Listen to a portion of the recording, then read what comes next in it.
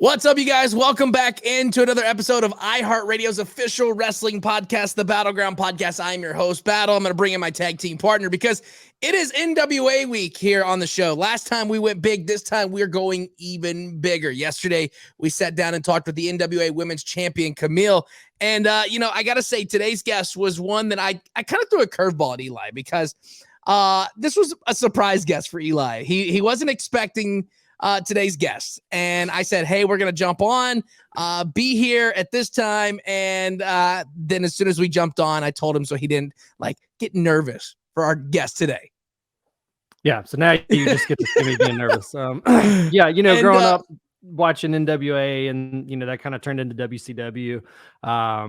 We love the history of wrestling and the companies and stuff like that. So seeing people that not only were a part of it, but laid the foundation. Literally. The big tournament coming up this weekend's named after his family. So it's massive. So yeah. So let's go ahead and bring on our guest, Mr. David Crockett. All right. Hey, thank you. Battle, Eli. It's great to see you guys. It really is. It is. Now we've been trying to come up with schemes to steal some of that stuff behind you, but we'll talk about that later. we'll just throw a checkbook your way and be like, just put what commas you need on there. Or... checks don't work. Cash doesn't work. It's it is. There are so many memories. Matter of fact, I had quite a few, and we used to have a baseball team. Double A, Charlotte O's, and we were going to create a museum there, and so we were storing a lot of things that we had, and some kids burned it down, and all that is gone. Oh my gosh! All of it's gone. Stuff from our dad. When he was promoting the big bands, Tommy Dorsey, Glenn Miller, boxing, Joe Louis, Jack Dempsey. It just goes on and on. Motown. Ray Charles, you name it, Stevie Wonder, the Jackson 5. It's a shame. That hurts me right now thinking about it. Yeah, that's just irreplaceable. But it is. Something fun is happening this weekend in Nashville, and we're super excited about this. The NWA Crockett Cup comes to the historic Nashville Fairgrounds. Growing up here in Nashville, you knew wrestling and the fairgrounds. Those were two things that went together. You could not go without driving past the fairgrounds without seeing some sort of wrestling show. That's how I grew up. My grandmother always took me because she would sell antiques at the flea market. So I got to go to the wrestling shows on Saturday night. And of course, it's at the Nashville Fairgrounds this weekend, March 19th and 20th. You can grab tickets right now, nwatix.com. But let's kind of dive right into this real quick, talking about Crockett Cup. Because a couple years back, it was supposed to be in Atlanta. And then, of course, the pandemic hit. What's so special about bringing the Crockett Cup to Nashville? Oh, man. Nashville is home to our base. Our base, you can always, it's down-to-earth people. You can look at NASCAR, country music, and wrestling. That was our base. Yep. And Nashville is a perfect place to have the Crockett Cup. We started out, the first one was in New Orleans. We tried to bring together all.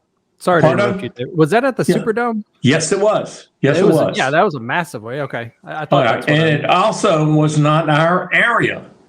It was Bill Watts, Mid-South Wrestling. Mid-South, yep. So at the time, it was Vince McMahon and WWF at that time was trying to take over the world. And we were trying to get the other promoters in the other areas of the United States and really all over the world, because the NWA is a worldwide organization. And quite a few agreed. There are egos involved with that, egos with the promoters and the bookers and talent. And we even had Giant Baba from Japan. Think about that, came over for the tournament. And it was fantastic, and then we had it again. And Eventually, Turner bought us, and Turner said, no more Crockett on anything, period. Yeah. That's why I was taken off announcing. They said, we cannot have Crockett announcing. So, and now it's coming back, and I am so excited. Yeah, we were super pumped because we were sitting here and we actually had the conversation of me and Eli taking the road trip to Atlanta when they announced the Crockett Cup. I was like, it's only 4.5 hours away. Yeah. And, we were planning everything, getting ready to buy the tickets, getting ready for the hotel and everything. And then COVID came in and I was like, so what are we doing? Like, is Crockett Cup going to be in an empty room and we just watch it on NWA? Right. And I think what the NWA did was good was when they were like, hey, we want to hold Crockett Cup when there's fans around. And, I think having it this weekend at the Nashville Fairgrounds, that's going to be electric. Because, I mean, it's not the same sports arena at the fairgrounds, but there's still so much history within that fairgrounds. Oh, yeah. Also, Nashville is a destination city. Yes, it is. So there is so much to do. You have everything else there to keep everyone occupied, from grandmother, grandfather, father, son, daughters, wives, you name it, aunts and uncles. It's a family affair. Yeah, absolutely. And the NWA was always for the family. Yeah. We try to get ticket prices, adjusted to where you always could bring the family. Yeah. Unlike some sports. Unlike some sports, and now there's buy one get one free codes that you can get tickets to those shows. But that's for a different time, for a different day. Yes, it is.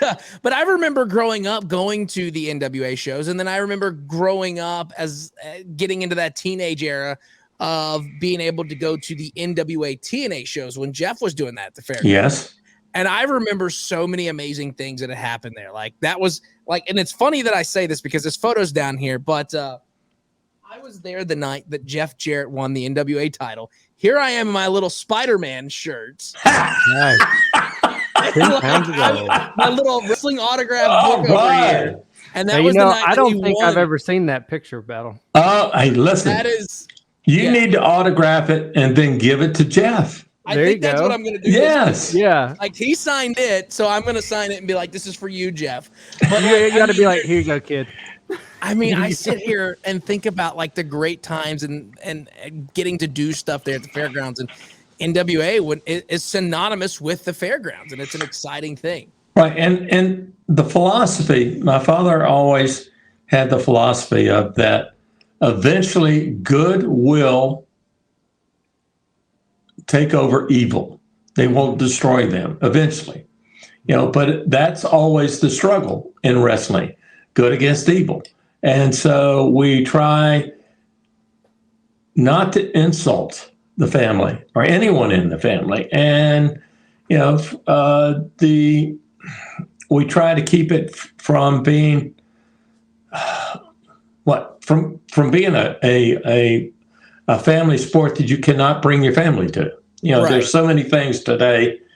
I look at some of the basketball teams that are out there, and I took my grandchildren there, and I cannot believe this. Yeah. Yeah, there's no way. I'm coming back, and I haven't been back. And It's always, I don't know. But, the NWA is for everyone. Yes. Yeah, it is still a worldwide organization. And I see it growing. That let's say the grassroots are there in Nashville, and that it's going to happen. That you don't have the money of Vince. You don't have the billions, that Tony Khan has. So why not make it old school NWA? That instead of glitz and glamour, that it's more the personalities, Right. and what they do in the ring and what they do on camera. To me, that's the most important part. And I'm excited to be there And this is my first one, Really? that I have actually, because with the others, I was in the production truck, producing it, directing it. And, I can be a fan because I am a fan. Yeah. You get to be there and kick your feet back and just watch. You don't have to be like, hey, get this camera here, get that over there and run around. Right. I get my beer and popcorn. There you go. There you go. So I kind of want to go back to this, and the casual fan might remember you best for your announcing duties with current AEW announcer Tony Schiavone. How did you get in that position, and what was the highlights of your time working with Tony? All right. How did I get in the position? We used to produce our programs at WRAL TV in Raleigh, North Carolina, every Wednesday night. We used to tape interviews Wednesday afternoon. All right. And then our not ring announcer, but play-by-play, it was Bob Cottle and another gentleman. And he showed up drunk. Oh. Yes. That's not good. Yeah. So Jimmy and I look at each other and we go, there's no way this is going to happen. He's a nice guy. He's a nice guy, but this cannot. So we flipped a coin and I lost. So I started announcing, and that's it. That's how it started for me. And then it was, okay, Jim Goodman, who was running the station at that time, still does. He said, guys, you need to create your own production studio and production truck. So I said, okay, somebody, i.e. me, I need to start learning to work the camera and audio. And so I was pulling cable and all this. So it took several years, and then we got that. And then Tony at the time was my sister, Frances Ringley, owned part of a single-A baseball franchise in Greensboro, North Carolina. That is where Tony Schiavone was the baseball announcer. And we said, and besides, thing in Raleigh, we were producing shows, another Wednesday. Once we left REL, I said we were producing. So I was going in the truck a lot, directing. So we needed to find somebody else because we were producing 2 shows, Mid-Atlantic Championship Wrestling and Worldwide Wrestling. So we needed another announcer. And my sister made the mistake of saying, why not Tony? And we took him, and Jimmy and I looked at him and said, this is a kid. He needs to grow a beard or something. So you see the mustache and everything with Tony. And it's been great ever since. He and I loved it together. We're both fans and thoroughly enjoyed it. And then also Bob Cottle, he helped us both along. I could not have done it without Bob. And Bob is now 99, if I remember correctly. Yeah. What a great guy. Oof, that's a long life. Yes, it is. All right. Well, we talked a little bit before we hopped on the air, and we're very guilty of that because a lot of times people will give us the good stuff, but we'll bring it back up. So one thing that I remember as a kid, and I mentioned to you off air, it was the infamous angle between Nikita Koloff and Ric Flair. And the point that I just like to point out is just that Nikita Koloff was one of the biggest heels in the 80s. I mean, I think it's easy to kind of forget about, how impactful his character was. And I mean, I'm still terrified of him. I'll see a clip or something like, oh my God, right. So anyways, that the angle led to their massive match at the Great American Bash that year. What do you remember about that angle and then the program between those two? All right, let's talk about Nikita first. He came in, he was stiff as nails. Every wrestler going, oh my God, he's going to hurt somebody. He did hurt quite a few. And the Russian thing. He believed it. He changed his name, legally changed his name. Yeah. He yelled and screamed all the time before television to get that hoarse voice.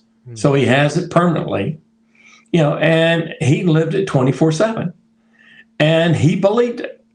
And it was, when I found out, when they told me what they wanted to do, and I went, oh God, I could see the gleam in his eye. It's like, oh, I'm gonna love this. Goosebumps. I'm having goosebumps. It's almost like he was taking too much pleasure out of it, huh? Oh, he was. That's the problem. That's the problem. He said it was the best time of my life. Oh my God! When he said I could feel it when I was coming through, and I caught you, and I could feel your body flipping around. And then you're like, yeah, that wasn't my greatest time of my life. No, it wasn't. It wasn't. I had to, and I laid there going, okay, now let's check to see if things are still in the same place. Right. And it was like, as you're a kid running through the backyards of friends and so forth, and running and hitting a clothesline. You just spin around it. Well, that's what it was like to have Nikita sickle me. Yeah, you couldn't pay me any kind of money to do that. As much as I love wrestling, there's no way. Oh. And it was weird too, because you didn't see a lot of like, announcers and managers and stuff like that. You didn't, well, managers sometimes, but like the ring announcers and the commentators and that kind of stuff, like they didn't really get involved in angles very often. And I think that was kind of what kind of freaked me out as a kid. It was just like, wait, if he's not safe, how am I safe? I think it kind of added that whole, mystery, the disbelief thing. They never told me, but I think it was Nikita's idea. Oh, yeah. I'm sure it was, because he got so much enjoyment out of it that it had to be his idea.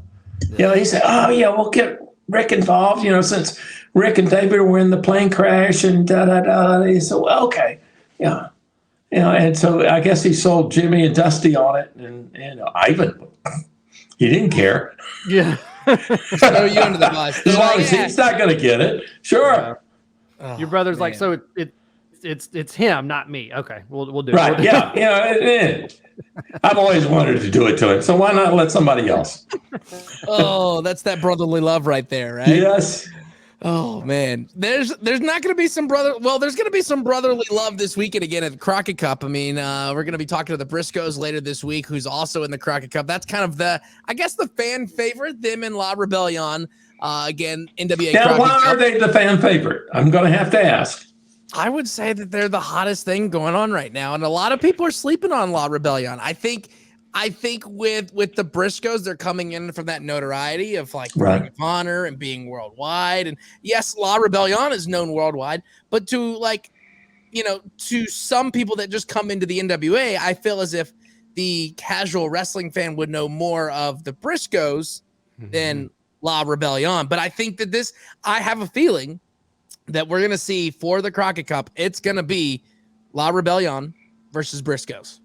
Yeah. All right, but there are other people. There are other teams. There are other people. Come on, anything can happen. I have seen so many times that you think something's going to happen, or they've told you something's going to happen, and it doesn't. Right. Because tempers flare. Tempers, that can dictate. A guy goes, I don't give a rip. And, and he holds him down. 1, 2, 3. Right. And the referee's going, he's got to do it. So a bunch of hard ways. I can just see all that.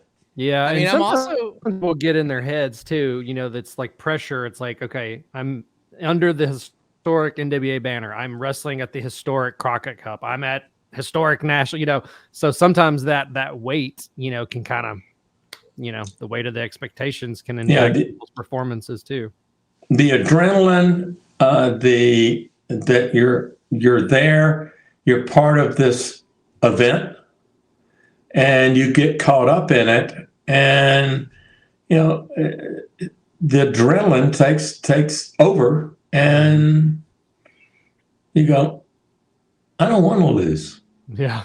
Yeah. And I think maybe the sleeper team that a lot of people aren't really talking about, and I will be going ahead and jump on that and say that I haven't really talked about it, is Doug Williams and Davey Boy Smith Jr. I mean, it was going to be the British invasion. Doug and Nick were going to team up for Crockett Cup, but of course Nick's going to have his hands full with Matt Cardona because I guess he said that I want my rematch clause, and he initiated that. So I think that's going to be that's a sleeper team right there, is Doug and Davey Boy Smith Jr. Mm-hmm. And also, there are a lot of factors outside the ring, that can happen. Somebody might run in, or somebody might get tripped. You never know. So many teams, so many matches. There's just, it's hard to. But I guarantee the fans are going to enjoy it. Oh, we're super excited. That they are. Again, tickets available right now. If you want to come to Nashville, it's a great time to come here because I was looking at the weather ahead and it's supposed to be beautiful. No snow like last weekend. But it's this Saturday and Sunday, March 19th and 20th. You can still grab tickets at nwatix.com. So after, I guess, Jim Ross was brought in, after his previous contract was bought by Jim Crockett Promotions, you moved to executive producer of World Championship Wrestling TV programming. Did you enjoy that or commentary more?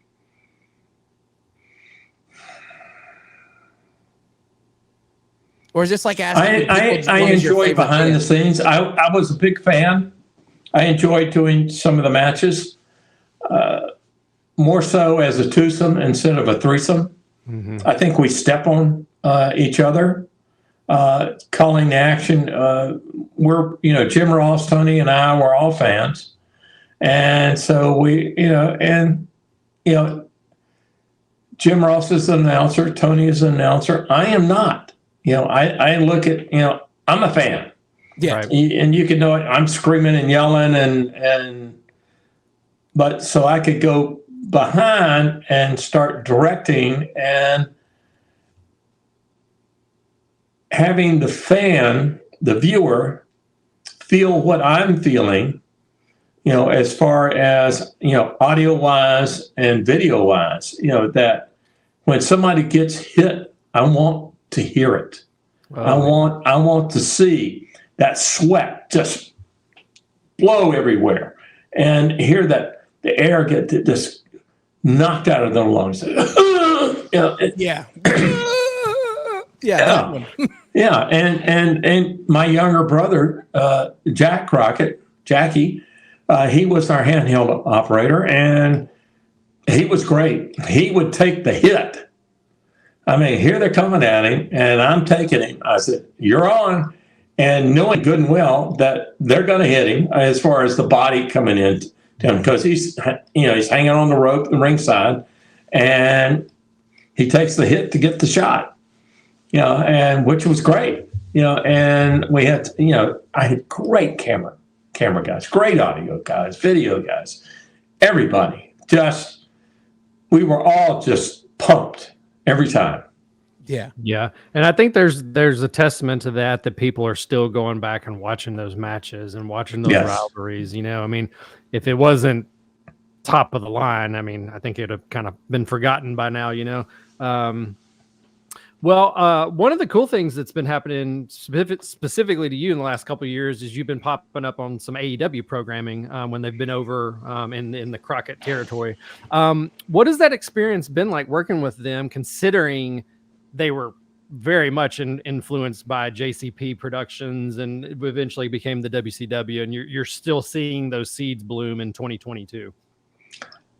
Well, the first time Tony Khan asked me, they had a show here in Charlotte. And I went and really just thought I'd be backstage. And he asked me to commentate. I think it was on one of the dark matches, as they call it. and it was Tony, and I said, afterwards, I said to Tony Khan, I said, why did you do this? Why did you open this up? I said, I buried it. Nah, it's there. I love it. I want to do it. And he's got his core. Yeah. So I'm with you guys. I was satisfied, just being a grandfather and a guy working in my yard and so forth. And, now I love being out there. I love talking to the fans. Mm-hmm. I love the wrestling. I love watching. I will tell you this. I have not been able to get through a full show because I'm very opinionated, and so I see things, and I have to back away and say, you don't have control. There's not a damn thing you can do about it. Right. So you're just like us. We just go to Twitter and be like, hey, that wasn't what we thought was going to happen. So right. Yeah. And so, and their talent is wonderful. It is. So I wish them all the success. At the same time, I'm looking at the NWA as a third league. Mm-hmm. I really believe it can happen. That they don't have to compete with AEW or WWE. They just need to be grassroots. Mm-hmm. That down to earth. That you're quick, you're fast, you're believable, and go from there. Yeah. It does not need to be scripted from the time they walk through the door until they get back. Right. That's you're kind of seeing more and more companies go away from that. There's one big company that does it, obviously, but even you go back a couple of years ago when they launched NWA Power, and you had The Rock commenting like, "I love this." He's obviously a WWE legend, but he's the biggest star in Hollywood right now. When you have that endorsement goes a long way, Definitely. And that's the thing that we liked, because when we found out that, Billy was bringing NWA back, we were intrigued because, like we said at the beginning, we grew up as NWA fans. And we're like, okay, how's this going to go? And when he was like, hey, we're going to go back to studio wrestling. And then you get there and you see the blue and yellow ring and you're like, okay, this is taking me back to my childhood. And, having just coming out from the curtain, there's no music, there's no pyro. You just walk out and you hear everybody, the fans yelling. It's like when you go back and watch those old NWA tapes and the old WCW tapes where everybody's yelling in the crowd. There's no music, and that's the great thing about it. And we've had the conversations with Billy and Kyle, and the great thing that we love about NWA is they said, we don't tell you how to do your promos. We give you point A and point B. How you get there, go crazy. That's how you get there. And that's the way we did it. That we had such great talkers, that it was, okay, we have, and it never worked with Rick or Roddy Piper. You have 30 seconds. Not, it's a minute, 30 or 2 minutes. It's just, it's going to happen, and the matches, it's okay. We sort of know what the finish is. Yeah. But other than that, have no idea. And when I announced, I said, do not tell me anything. I don't want to know, because they did it one time, and I even said on air, this is not the way it's supposed to be. That's not what I was told. No, it's not. What's wrong with this? And I don't know if he still does that, but I know Jim Ross was the same way. I know for the bulk of his career, he's like, I don't want to know the finish, and it just, and you can tell, that there's more authenticity in their voices that way. Yeah. So it's fun. I am so glad that Jim is back announcing. You know, that he and Tony, I watched it, not this week, it was last week, and I could tell that he and Tony were taking more of the commentary back and forth instead of sort of being stepped on, and Right. which I loved. Mm-hmm. And this is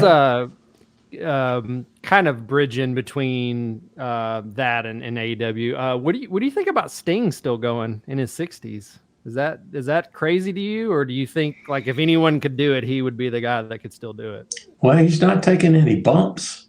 He's not. No, they're protecting him, but I mean, when he's going, it's scary. Jumping off the top rope, and it's scary because that at 60 the body doesn't heal.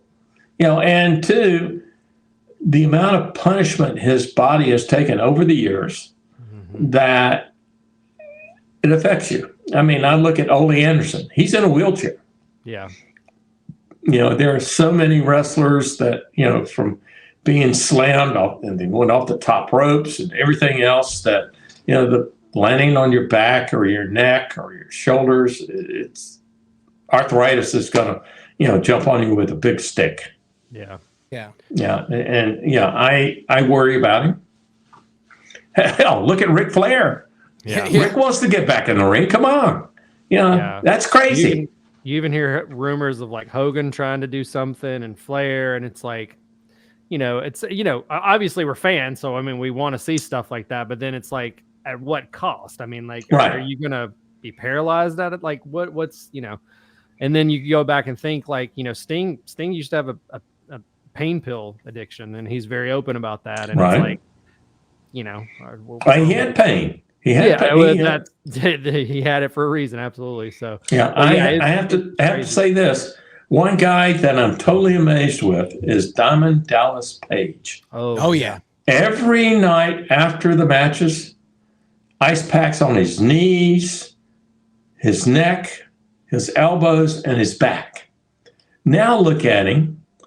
He can flat hand, the floor standing, that I was down there in Atlanta at his facility doing an interview with Tony, and I was blown away with watching, stands on one leg, holds the other one out, and I'm going,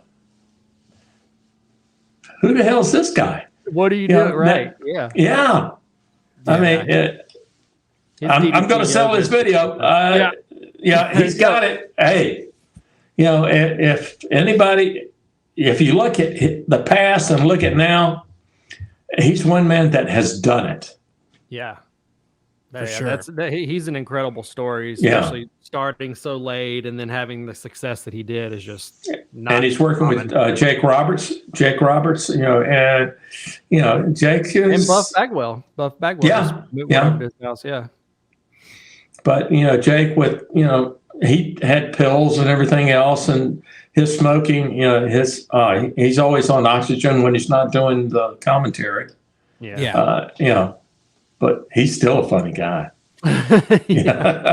He's the best. And, of course, again, this weekend, Crockett Cup is going down at the historic Nashville Fairgrounds. You can still grab tickets right now, nwatix.com. I kind of want to talk about Crockett Cup real quick. I mean, it was originally meant as a way to pay tribute to your father as well as showcase the best tag teams on the planet. What did it mean to you and your family when it was announced that the NWA was bringing back this historic event? At first, I was concerned. I didn't know the people involved, so I'm going, very concerned about the use of the name. Mm-hmm. Now that I have done my research and talked to people, that's one reason I'm coming. Is that okay? This is good. This is very good. This is good for the sport. It's a good use of his name. For sure. And I personally put my stamp on it because I'm going to be there and that I'd love to discuss, with the fans when I'm there. I'll be there Saturday and Sunday, about, what they think of it, and what they think of the NWA and how to make it better. For sure. And Yes. that's the thing that we love about it. I mean, I think when you kind of think that the NWA is there, they take it to a whole nother level. And that's what I'm looking forward to. That and I know that this weekend is going to take it to a whole nother level. For sure. Yes. When you watch, you will see something that you will love. Yes. Well, bouncing off that statement right there, what can fans look forward to this year or this weekend at the Crockett Cup? Do you have any insight, or is it just if someone was on the fence for getting tickets, what's your last push to get them to the fairgrounds? Well, believe it or not, since it's not my promotion, they're not telling me. That's true. But I know, I hear bits and pieces, but I don't know anything definitely. I just know that the fans are going to have a great time. I mean, and they're going to walk away satisfied. Yeah, for sure. And it's going to be exciting stuff to get there this weekend. Of course, NWATix.com is where you can grab your tickets for Crockett Cup this weekend. Yeah. And kind of going back to what you said, the one thing that we like about the NWA is that they do a lot with a little. So they don't have those budgets that other guys do. But I mean, take their women's division. They brought in Mickie James, they brought in Medusa, they brought in all these incredible women that have these, incredible histories with the business. And I mean, their women's division is on fire right now, and it's just like they're making the most of the budgets they do have and the locations they do have, and going to these classic places like Nashville, St. Louis, they're bringing in the historical factors into the modern age, Medusa is a stud. Yeah. We I would not challenge her. I mean, no, I'd put up $1,000. Say, all right, anybody want to try to beat her? Good luck. Yeah. Well, we had her in the studio, and I was actually asking her about Sting, and the way the question came out, she almost kind of thought I was calling her old, and that's not what I was saying at all. And I was looking at oh boy, I was like, you may have to run interference on this one here. And she's still in great shape. I mean, she probably could get in the ring right now if she wanted to. All right. Oh yes. So and she said she still got one more left in her. She just got to wait for that one match that's calling her name. I could see it. So I could see her. Probably tag team. Oh, tag team. Yeah. And then split off to a single. Yeah. Last two Raw. Definitely see that. Yeah, sign us up. So real quick, and I kind of want to get your thoughts on this, and I don't want to be, I guess, the guy that breaks the bad news, but I just got the notification that Scott Hall has passed away. Yes. What can you share about your time working with Scott? Scott, I love the guy. He self-destruct, with the drugs and alcohol, and he was one of those guys that success killed him, and it did, and it's a shame. So nice, and he dried himself out, and he was. It's a shame he was coming around. He was coming around. That Razor, was coming back, and he had there again. He had that twinkle, and you could see the motions and the toothpick and Dallas. and wonders with him. Oh yes, he was terrific, and it is a shame. All the best to his family. He was wonderful. For me, I never had a problem. We always got along. I always got along. I guess the only person I never got along with was Lars Anderson. He just he woke up mean every day. Those are never the good ones, right there. No. Oh, man. He made Ole look like a baby. Yeah. But, it was really just like you said, Dallas has been helping so many people, and on the Jake the Snake documentary, you saw him helping Scott, and he looked really great at the Hall of Fame, and right. From what I gather, this was kind of not a fluke. I mean, he had a hip surgery, and then it had complications. Yeah, it went downhill. There was a blood clot that started the fall. And it just kept on going. Just couldn't get around it. Yeah. So that's very sad news, obviously. So, yeah. And so real quick, because we don't want to take up too much of your time, because I mean, like Eli said, we could sit here for hours upon hours. So maybe we might do this as a weekly thing and just have you come on and tell stories. I mean, I'm cool with doing that. Where can people keep up with you online? Facebook, Twitter, Instagram, any of that stuff? Or do you just kind of stay away from all that? The cesspool of the internet wrestling community. I look at Twitter. Okay. Facebook, I do some. I was hacked so many times that I went away from all that, and I'm learning, Twitter and Instagram, and I'm slowly figuring out, who's a bunch of BS and who isn't. And that's the hard thing, because I believe in everyone, and then all of a sudden I get burned, and all right, okay, delete that one. Yeah. So that and I guess shows like this, that I enjoy doing them and talking. I wish that people that had questions, let's say we do it again. You've got, all right, we're gonna have this. All right, send in your questions and let's answer them for a while and see if we can get some video or I have what we call the red books in our business. It started with my father. It was a calendar every day of the week, 365. And it had every single match, and what the finish was and what the net was that night and so forth. Yeah. And I couldn't keep them all, but I kept 3 years.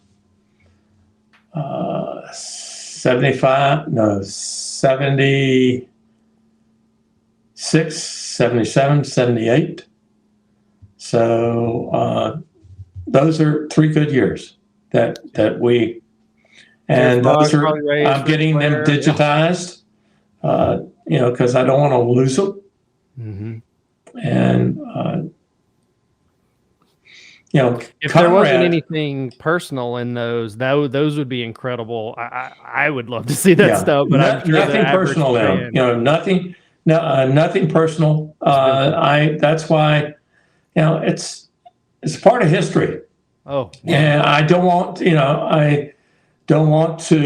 sort of let them go. And, somebody said, well, it's just, send this place, FedEx or UPS. I said, that's not going to happen. I will hand deliver this to you. Yes. There's no way. There's no way. Yeah. So, I'm doing that. I wish, guys, the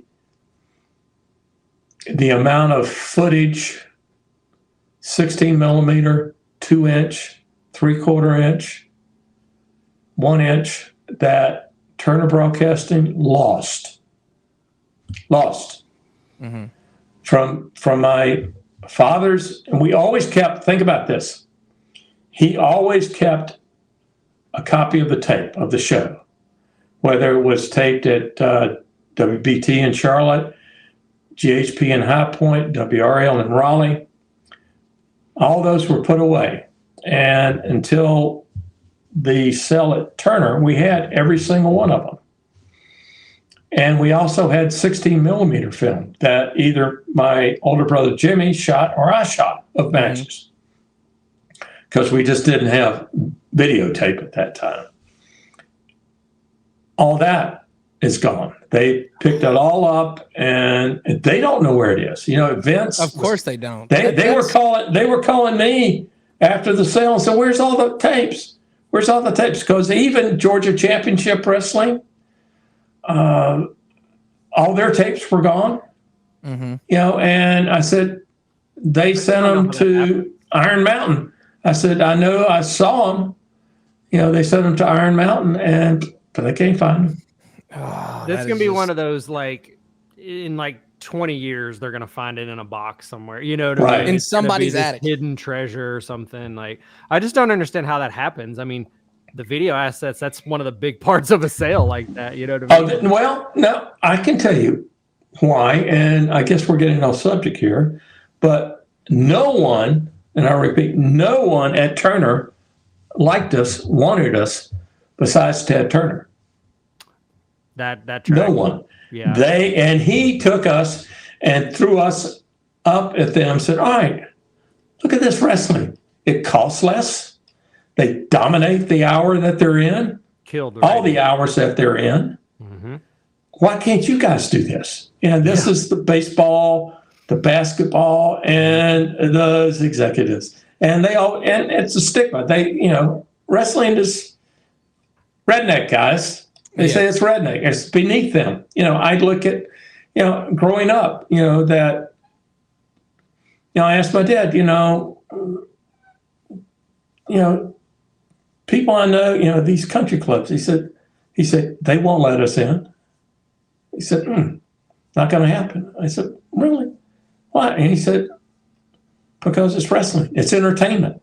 Besides, the wrestling, it's also the other stuff we're in. And, so you develop an attitude. And all of us at WCW developed an attitude that we're Ted's redheaded stepchildren, and we're proud of it. Mm-hmm. And we'd throw it in their face every time we could. I affectionately referred to wrestling as the redneck opera. Yes, yes. Yeah. I'm from West Tennessee, so Memphis wrestling was like my thing. And it was basically studio wrestling, just like NWA. And occasionally you'd get some NWA people. I remember Ric Flair was on the Memphis show. He fought Jerry Lawler, who was the AWA Southern Heavyweight Champion at the time. He wasn't the AWA World Champion at the time. But they went to a time limit draw on Memphis wrestling, and he just came into town with NWA belt, and he defended it. And it was against Jerry Lawler, who was arguably more popular than Ric Flair in Memphis. Right. But so all that stuff is just ingrained in my head. Lawler and them, they were part of the NWA. That's why he was there for a while. And it's strange because towards the end of before it kind of came down to just two people, WCW, WWE, the Memphis stuff started doing more stuff with AWA, and then they kind of, it's almost like Jerry Jarrett almost kind of was like, nah, we're not doing that anymore. And I never got the clear. I don't know how that. I don't know what happened with that. I don't know why they kind of started separating from the NWA, but I don't know. I don't know either. Who knows? It's the question we'll never know. A lot of it has to do with egos and what works for them. Mm-hmm. Yeah. So, that's fine. Yeah, that's what it goes. That is what it is. Yeah. Well, most importantly, you will be in attendance this weekend at Crockett Cup. So yes, sir. All of our fans, if we have fans, all of our listeners should be there. We have fans. Are you sure? Are you sure now? Come on. I mean, I'll be there. He'll be there. We'll be there, so we'll definitely have to grab a photo with you, and we'll hang out with you this weekend because you're not having to work. You're just there to hang out with us as wrestlers. That's right. So, that's right. Mr. Crockett, again, it's an honor to have you on the David. show. It's David. Yeah. Please. I'm speechless right now just because we're getting to talk to you. So, David, thank you so much for being on our show tonight, and we look forward to seeing you this weekend. All right, guys. It's been great, and I look forward to seeing you Saturday and Sunday. All right. Sir.